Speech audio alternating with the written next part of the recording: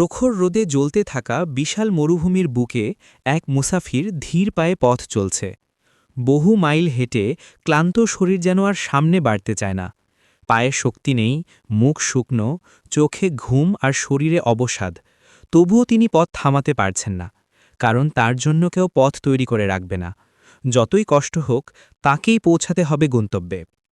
চারপাশে শুধু বালুর ঢেউ, ঝড়ো বাতাস আর অন্তহীন নিস্তব্ধতা। মাঝে মাঝে বাতাসের ধুলো তার চোখ মুখ ভরে দিচ্ছিল। নদীর কোল ঘেঁষে যাওয়া ছোট্ট একটি পথ ধরে তিনি আসছিলেন, যেখানে কলকল শব্দ শুনে কিছুটা স্বস্তি পেতেন। কিন্তু সেই নদীও বহু আগেই শুকিয়ে গেছে, তার বুকে শুধু ধুলোর রেখা। তবুও তিনি আল্লাহর উপর ভরসা রেখে এক পা দুই পা সামনে এগোচ্ছেন। মুসাফিরটি ছিলেন মধ্যবয়সী, দারুণ তাকওয়া সম্পন্ন একজন আল্লাভীরু মানুষ। দূরের একটি সফরে বের হয়েছিলেন ইসলামের দাওয়াত পৌঁছানোর উদ্দেশ্যে, কিন্তু দীর্ঘ সফর ও প্রখর রোদে তার শরীর দুর্বল হয়ে পড়ে। তার উপর বহুদিনের ক্ষুধা ও পিপাসা তার মুখকে সম্পূর্ণ শুষ্ক করে দিয়েছে। কাছাকাছি কোনো জনপদও নেই, কেউ নেই যে তাকে পানি দিবে বা খাদ্য যোগাবে।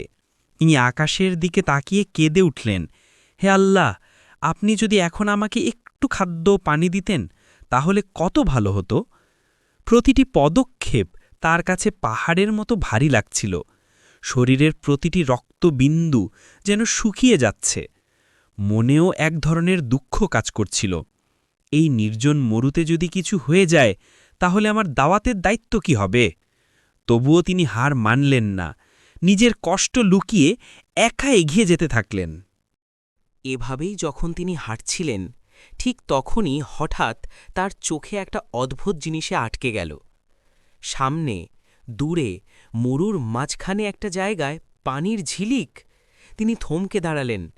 এ কি মরীচিকা, নাকি আল্লাহর রহমত? একটু কাছে গিয়ে দেখলেন একটি তাজা সবুজ সজীব ফল ভরা গাছ। তার ডালে ঝুলছে রসালো পাকা ফল। সেই গাছের নিচে পরিষ্কার ঝর্ণার মতো পানি বয়ে যাচ্ছে। মুসাফিরের চোখে আনন্দের জল চলে এলো। তিনি বললেন, আলহামদুলিল্লাহ, এটি নিশ্চয়ই আমার জন্য আল্লাহর পক্ষ থেকে এক বিশেষ নেয়ামত। তিনি দ্রুত গাছের কাছে গেলেন, ফল তুলে নিলেন এবং নদীর পানি পান করে প্রাণ ফিরে পেলেন। কতদিন পর প্রথমবার তিনি অনুভব করলেন শরীরে যেন নতুন প্রাণের সঞ্চার হচ্ছে। এখন তার মনে রহস্যের শুরু হল। এই গাছ এলো কোথা থেকে?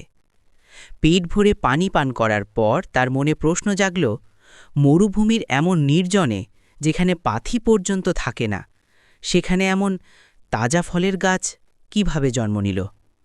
তিনি একটু অবাক হতবুদ্ধি হয়ে গাছটা দেখলেন। গাছের পাতাগুলো অস্বাভাবিকভাবে সতেজ, ডালগুলো নরম, এবং ফলগুলো দেখে মনে হচ্ছে এই গাছ রাতারাতি তৈরি হয়েছে। তিনি ভাবলেন, হয়তো আল্লাহ চাইছেন আমি কিছু বুঝি, হয়তো এ কোনো শিক্ষা।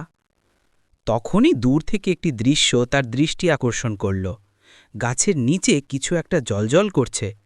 তিনি এগিয়ে গিয়ে দেখলেন একটা ছোট বাক্সর মতো কিছু। বাক্সটি খুলে তিনি বিস্মিত হয়ে গেলেন। ভেতরে ছিল একটি বার্তা, এক টুকরো রুটি আর একটি ছোট পানির পাত্র। আর বার্তায় লেখা, হে আল্লাহর বান্দা, যা কিছুই তোমার জন্য নির্ধারিত তা তোমার কাছে অবশ্যই পৌঁছাবে, কিন্তু মনে রেখো, তা পৌঁছানোর আগে তোমাকে ধৈর্য ধরে হাঁটতেই হবে। যদি তুমি মাঝপথে হার মানতে, তবে এই নেয়ামত পেতে না। মুসাফিরের চোখ ভিজে গেল। তিনি সোজদায় পড়ে বললেন, হে আল্লাহ, আপনার কোনো রহমতই কখনো বিলম্ব হয় না, আমি শুধু ধৈর্যহীন হয়ে যাই। তিনি যখন সেজদা থেকে উঠে দাঁড়ালেন, দেখলেন গাছটি নেই, বাক্সটিও নেই। পানি, ফল সব কিছু উধাও। যেখানে কয়েক মুহূর্ত আগে ফলের গাছ ছিল, এখন সেখানে শুধু বালুর ঢেউ। তিনি অবাক হলেও ভয় পেলেন না। তিনি বুঝলেন এটি ছিল আল্লাহর পক্ষ থেকে একটি ইলহাম, একটি শিক্ষা। আল্লাহ তাকে শিখিয়েছেন ধৈর্য, তাওয়াক্কুল এবং বিশ্বাসের শক্তি। নতুন শক্তি নিয়ে মুসাফির নতুন উদ্যমে পথ ধরলেন। তার মুখে এক শান্তির হাসি, তার মনে এক দৃঢ় বিশ্বাস, আল্লাহ আমাকে কখনো ছেড়ে দেননি, কখনো দেবেনও না। যেদিকে তিনি যাচ্ছিলেন সেই জনপদ তাকে দূরে থেকে দেখতে পেল। তার সফরের উদ্দেশ্য ইসলামের দাওয়াত সফল হল, কারণ তিনি হাল ছাড়েননি, আর আল্লাহ তার জন্য মরুভূমিতে নেমে এনেছিলেন এক মুহূর্তের রহমত।